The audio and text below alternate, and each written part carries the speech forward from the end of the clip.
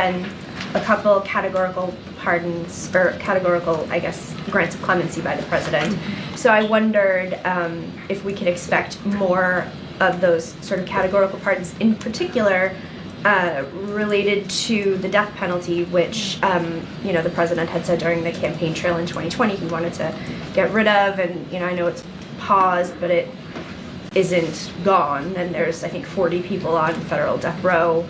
The president-elect, you know, has made no secret of his desire to continue the death penalty.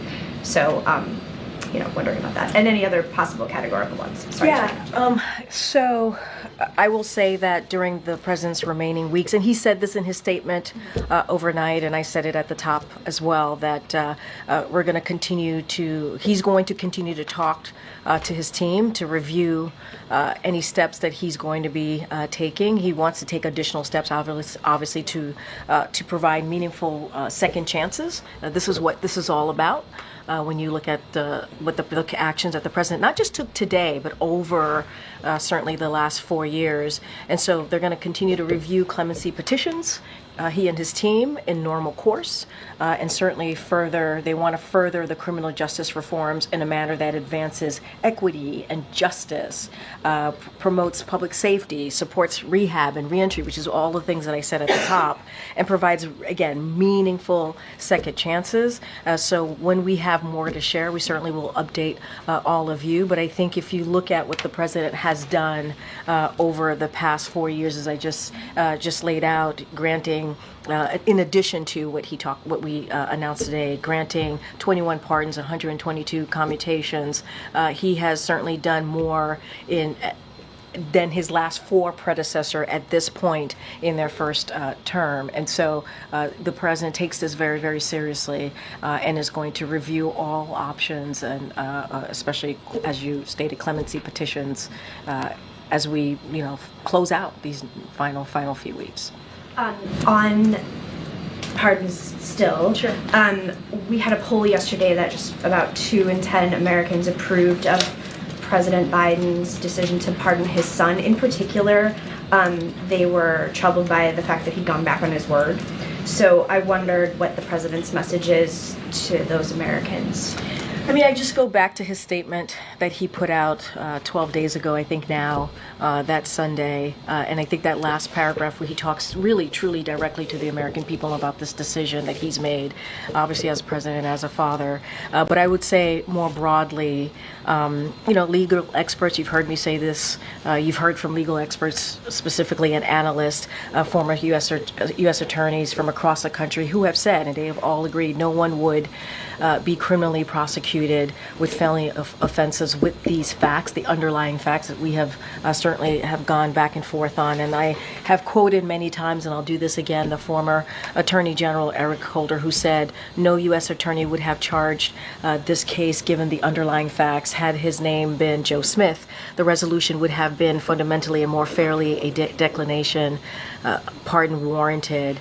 And so I think the actions that the president took today, the actions that he's taken over the last 4 years when it comes to clemency, I think shows the president's commitment when it comes to reforming, trying to reform the criminal justice system, and obviously his commitment to that, but also giving people a second chance. And so, you know, I think that as it relates to the American people, I think that I understand that you had this poll, and I get that, but I hope that they will understand the decision that he made, and you know, and what he's going to continue to do in these closing weeks as president. Do you think he should apologize based on what the polling found? What I think is, I think the president hopes that the American people hear him out.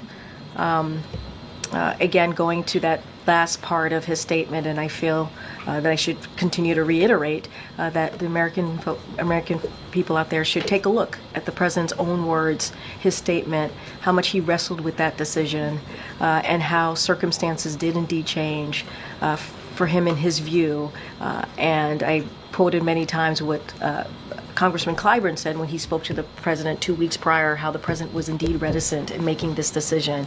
And when he saw that Republicans weren't going to let up, when we talked about the recently announced Trump appointees for law enforcement who have said themselves that they were going to seek retribution, and there was no reason to not take them by their word. The sentencing was coming up. All of these pieces certainly led to circumstances changing, and so he made a very difficult decision.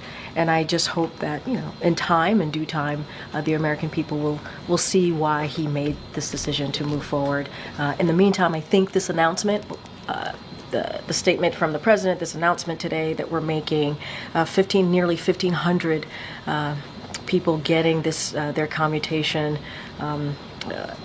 I think it's important. I think it's important about second chances, giving people second chances, and so that's what the president certainly is going to continue to focus on. Great.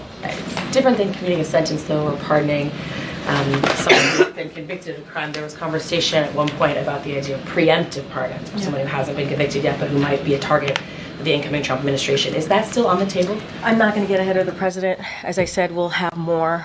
The president will have more to announce over the upcoming weeks as we close out our time here.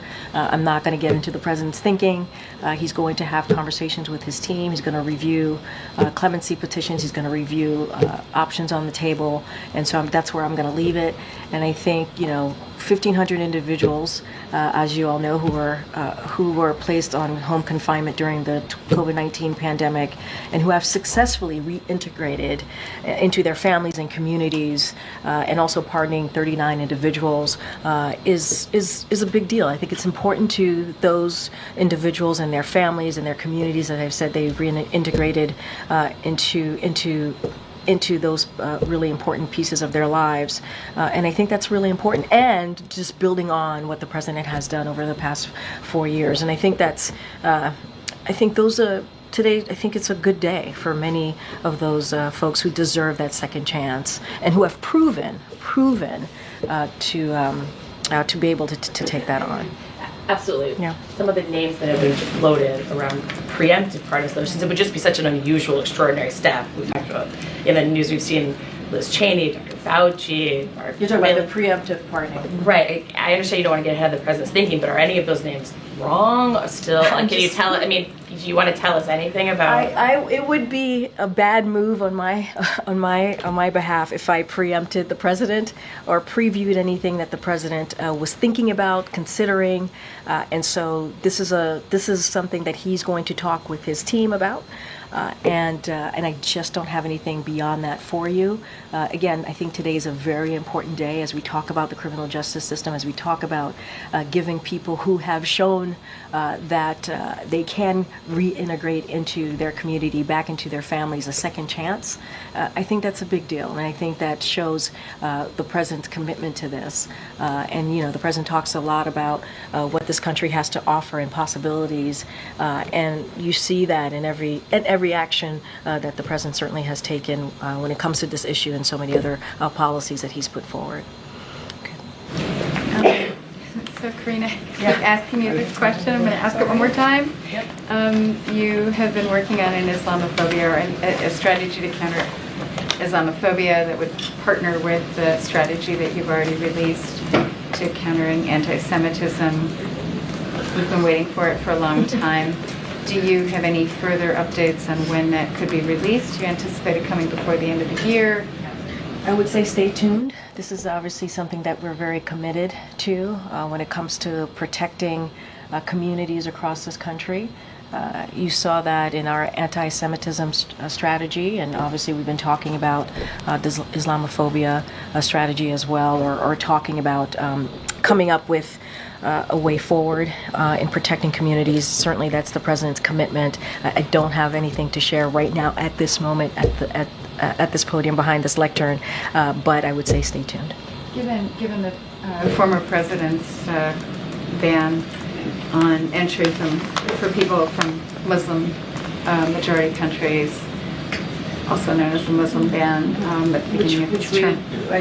Which we repealed and dealt with that very No, early I on. understand, but there were many, many people on no-fly lists, and there still are some people on no-fly lists. Is there any preemptive action that the administration can take to guard against that kind of, mass move again this time? Well, you know where the president stands on this in this administration. I don't have any policy announcement to share with you at this time, and so I'll just leave it there. Okay, and then just on the Pardons and Clemency Acts, numerous groups have sort of asked the administration to go even further, to be even more bold in terms of saying that there's something like 9,000 additional petitioners, some of whom are chronically ill, some are aging, some have very young children. I know that you are still reviewing these things, but can you say something about the scale? I mean, is this the sort of is this the big move that we're going to see, and then we'll see sort of individual pardons coming forward, or will there, do you anticipate that there could be another larger scale move? I'm not going to get into the strategy. I'm not going to get into numbers. I'm not going to get into what the president is currently thinking through. Not something that I'm going to do from here. But I don't want people to forget, and I said this at the top, and I just want to reiterate, we're talking about Americans who receiving relief, who are decorated military veterans, a nurse who has led response for a number of natural disasters, and an addiction counselor who volunteers his time to help young people. And that's just naming a few.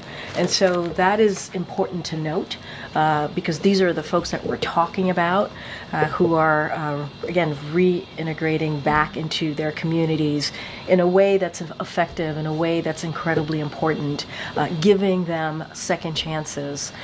And let's not forget all of the other ways that the president has been able to give second chances to Americans over the past almost 4 years when he's made these types of important decisions. So I'm not going to preview, I'm not going to get ahead of this president. It would not be wise for me to do so, because he has to make those final decisions, and he has to review what's in front of him with his team. And I just want one more Sure, quick sure. one. There's an anniversary coming up on Saturday for the Sandy Hook shooting, and I know that this is something that's very near and dear to the president's heart. Yeah. Is he planning any kind of action or statement? So don't have anything for you. As you know, we think during his presidency, I think over the past couple of years, even before his presidency, he's spoken to this day, this tragic day. And you're right, this is, when it comes to Sandy Hook and any devastating, horrific events like we saw on that day, and the president has always spoken out to it. This is a president that understands loss, understands what that means to a family, understands what that means to a community. And Sandy Hook was one of those moments that tore us apart. If you think about that moment, and I think if you are just a human, and you remember that day, it is a heartbreaking moment. And obviously our hearts go out to the families and certainly their loved ones who are still dealing with, every year, dealing with a difficult moment, a difficult anniversary. And so I know the president thinks about them almost every day. And I don't have anything to read out to you on how we're going to be acknowledging that day, but I'm sure you'll continue to hear from this president. Okay, Kim. Thank you. You talk about the clemency actions as historic, the big deal, as you called them earlier, and the real relief that is being brought to human individuals by the actions the president has taken. So in terms of sequencing, how did he come to the decision to pardon his son before these individuals? So I think we've gone back and forth on how he made that decision. The president obviously put, as I said, the president put a statement out 12 days ago, made that decision over that weekend. It was a decision that he wrestled with. I think we've talked about the politics around this, the decision that he made. He put out a pretty comprehensive statement. I've mentioned Congressman Clyburn's, his own words saying that the president, even 2 weeks before he had made that decision, was reticent in doing so. And he wrestled this. And as I've said many times, for him, there were consequences that changed his decision. I just laid that out moments ago. This action pending for thousands of individuals, why not bring the relief to them before? I mean, and I was about to get to your question. This is what you see today. that was far from this being his first, right? I think we can't forget that. His first pardon or act of clemency. He has issued more, we cannot forget this, more sentence commutations at this point in his presidency than any other recent predecessors at the same point of their first term. And I talked about what he was able to do in April when he issued historic categorical pardons as well to address marijuana possession convictions and military convictions in the LGBTQ plus community. These are actions that this president has taken. And again, today is historic, but he has been taking these types of actions for some time now. This is far from the first pardon that the president has taken. We've gone back and forth. I've laid out what the president's thinking. He has talked about it directly in a statement in his own voice to all of you about 12 days ago.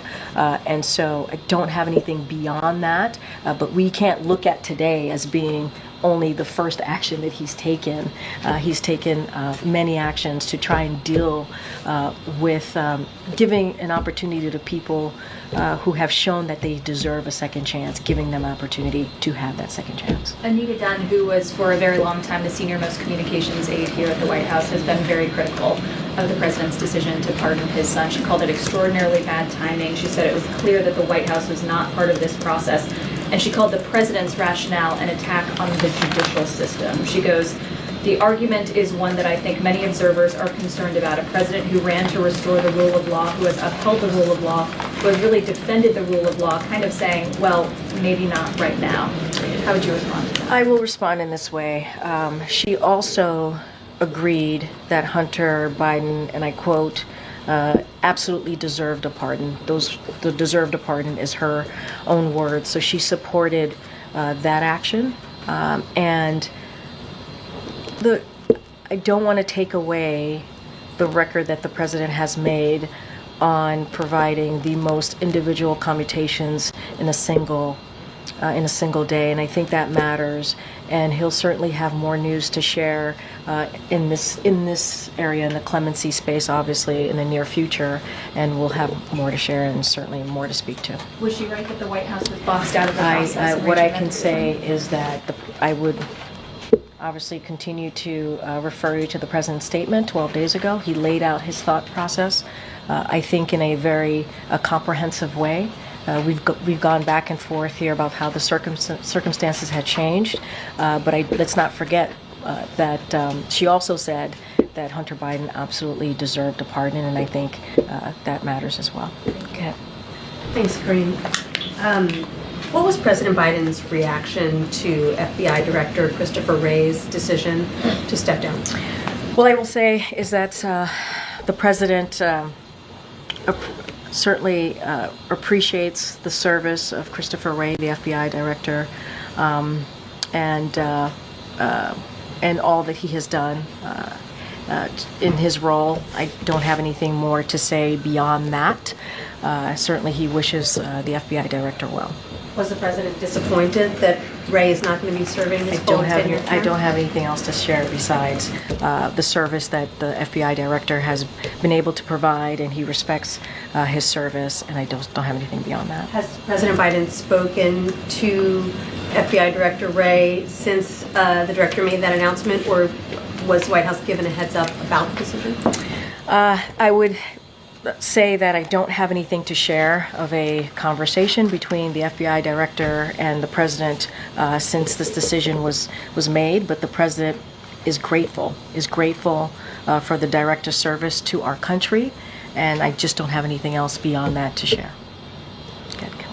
Can you, given the breadth of the pardons, can you describe a little bit about the president's process? Did he read into the individual cases? Did he accept a list from those who were working on this on his behalf? How much did he personally dive into particular stories?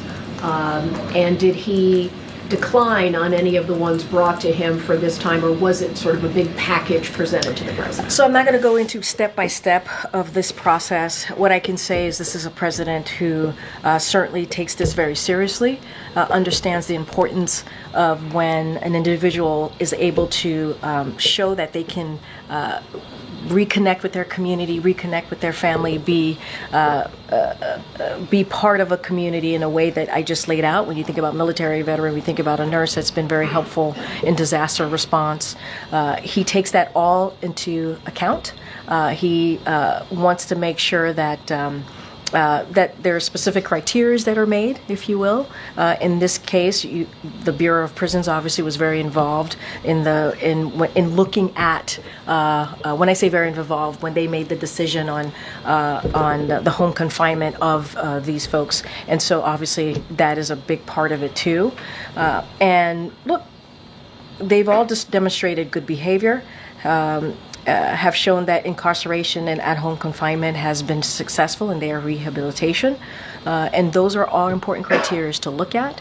But this is something, obviously, his team reviews. It's presented to the president. He makes his decision on how to move forward. I'm not going to get into the nitty-gritty, but these are important facts that I just laid out to certainly look at when you think about getting back into the community and showing that it is meaningful to get that second chance because what these individuals have been able to do. Got Annie. Thanks, Karine. On the pardons today, can you say whether the president has signed all the paperwork and it's completely finalized, the signature on it? Well, my assumption is that this is ready to go since we made the announcement and that we've announced it obviously overnight. And so this is ready to go and we're moving forward. We wouldn't have made this announcement if we weren't. And so that's what I could speak to. This is something that the president has decided on and we're taking certainly the steps to make this happen. And would you be able to say sort of precisely when he signed it? Or maybe I don't have specifics on signature, when it was signed, how the process even works. I know that we just made an announcement, obviously, overnight on this really, this granting clemency of nearly 1,500 people. I think that's a big deal. 39 individuals were certainly pardoned, who were convicted of nonviolent crimes. And I think this is important to just not forget, but I don't have the specifics of the process or how it works. But obviously it's out there and we're moving forward with it. And then one other thing, you had been asked several times about whether Hunter Biden would receive a pardon and responded to that question. Yeah. In that vein, can you tell me whether the president is considering a pardon for his son, James Biden? Look, what I can speak to is the president made that decision, right, about Hunter Biden. He put it in his own words. I don't have anything to share beyond that. What I can say is not that I'm aware of, but I just don't have anything else beyond that. And the president certainly is going to, more broadly speaking, as we move forward to the next couple of weeks, he obviously is going to review with his team about other clemency decisions, and they're taking additional steps. And so that's what I can speak to at this time. Okay. Thank you. During the past clemency actions we were talking about, it seemed like most of the time the recipients were nonviolent, drug offenders, low-level drug crimes. There were a couple recipients here, though. I mean, a judge who participated in a scheme that sent juveniles to for-profit jails, Medicare fraud, real estate fraud. I guess what I'm wondering is, was the crime that was committed also part of the criteria here?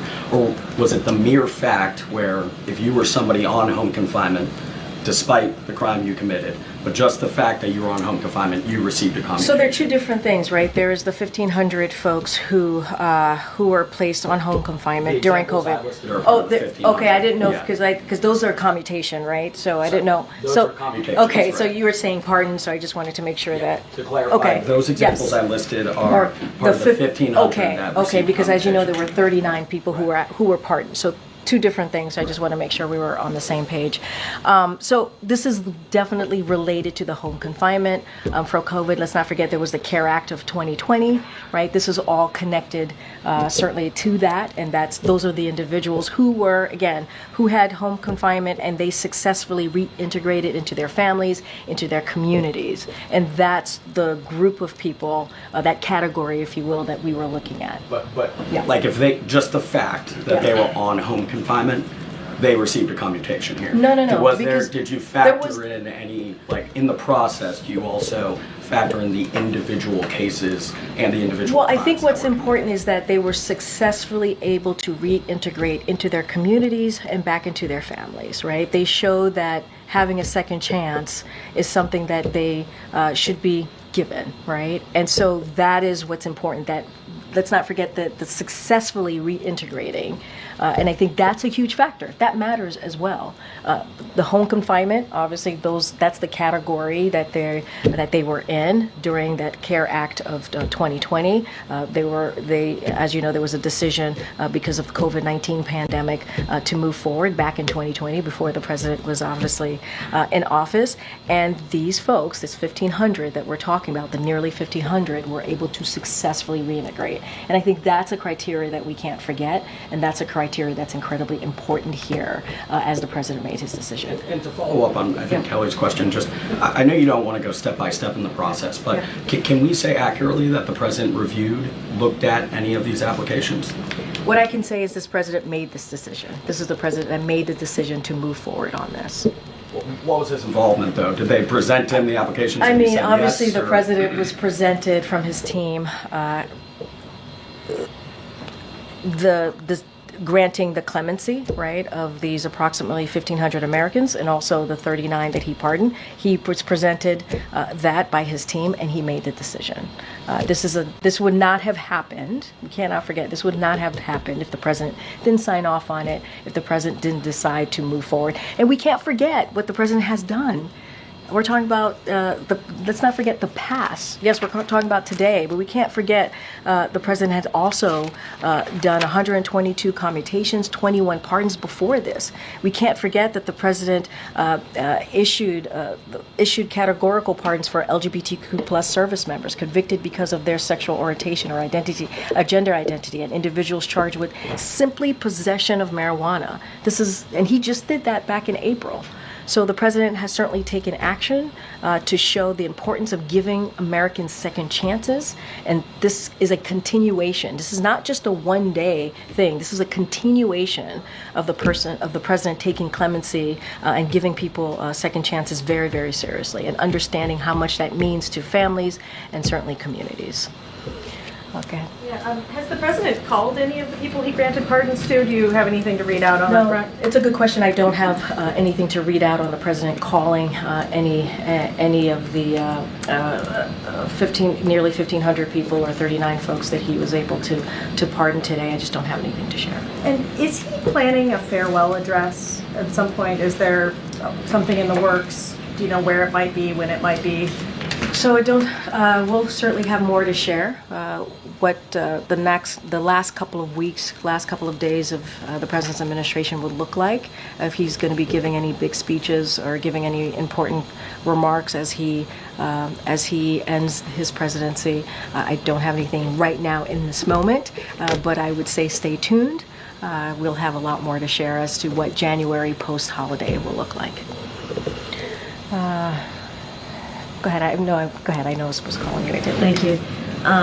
Back to Austin Tice. Okay. With sure. apologies. No apologies. That's an important. No, it's important. No apologies. So I believe it was last Friday when the family of Austin Tice said that they had spoken to officials here at the White House. Yeah, they met with National Security Advisor Jake Sullivan at the end of last week. Yes. And then they had a statement at the National Press Club where they said that they had been told from a reliable source, we assume Sullivan, that Austin was alive and that he was being treated well. Yeah. So now we don't know any of that. So how did that Where do they get that information? So look, I'm going to let the family speak for themselves. I can't even imagine what they're going through. I don't want to imagine what they're going through. I know this has been a difficult time for them. But what I can say is when it comes to Austin Tice, this is a top priority for this president. He said that himself. And there is no indication that he is not alive. But there's also no indication about his location or condition. And so what our goal is to bring him home.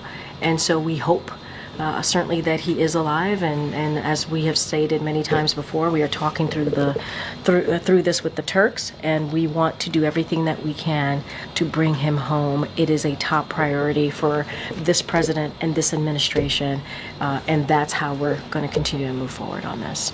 All right, everybody. Will there be further meetings between now and the end of Well, this as you know, administration? this administration, including the National Security Advisor, Jake Sullivan, has met with many family members of Americans who are wrongfully detained, held hostage. That is something, and also the president has done this as well.